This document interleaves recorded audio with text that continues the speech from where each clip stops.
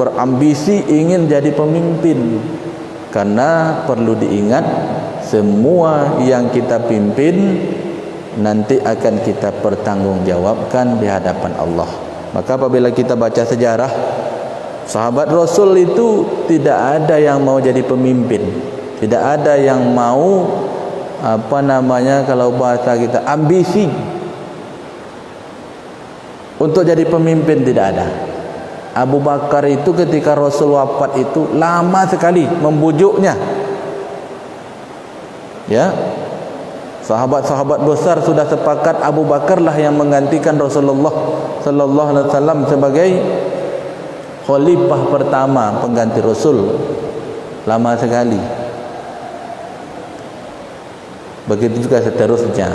Umar, Ali, Utsman, Ali. Ada yang berambisi. Ternyata hari ini kita melihat kita banyak di antara kita yang berebut-rebut ingin jadi pemimpin. Ya. Nah, Bapak Ibu yang berbahagia, ada 4 kriteria pemimpin yang dihubungkan dengan sifat Rasul sallallahu alaihi wasallam. Hingga pemimpin itu sukses menjadi pemimpin, dia cinta kepada rakyatnya dan rakyatnya pun cinta kepadanya. Pertama, jujur, siddiq. Rasulullah itu sebelum dia diangkat menjadi Rasul, dia jujur. Perkataannya dari dia kecil, remaja sampai menjadi pemuda, sampai menikah, sebelum jadi Rasul pun dia sudah diakui oleh penduduk Mekah itu sebagai pemuda yang jujur.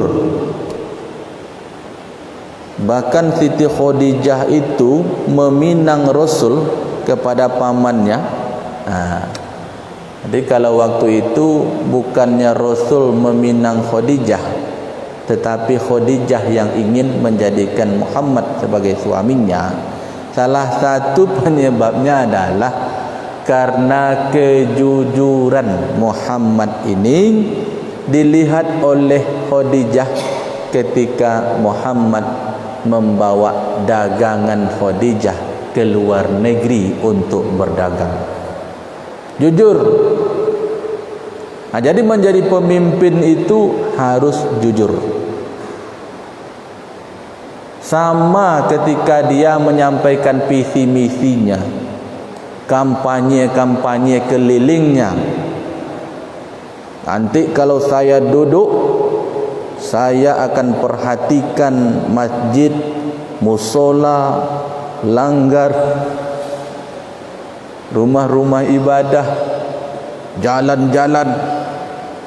Itu harus dicatat. Besok ketika dia duduk, dia kerjakan tak apa yang dia sampaikan. Kalau dia jalankan selama 5 tahun, sebetulnya itu selesai.